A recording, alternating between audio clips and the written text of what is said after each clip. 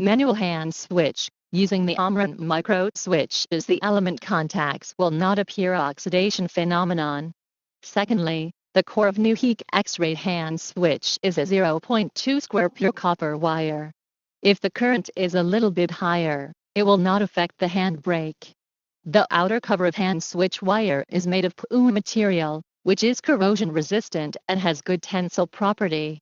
It will not be deformed by pulling for a long time, and it will not be as ugly as using telephone wire for a long time. Due to a lot of manual hand switch, some failures often occur. First of all, contact oxidation will occur when the mechanical handbrake is used for a long time. Next, in press first gear or 2-hour guides can appear the phenomenon at place of a certain gear place not to rise. The manual hand switch will break the gear lever. The root of the 3 mechanical handbrake will be pulled for a long time, causing the root wire to disconnect, resulting in the phenomenon that the second gear cannot be exposed.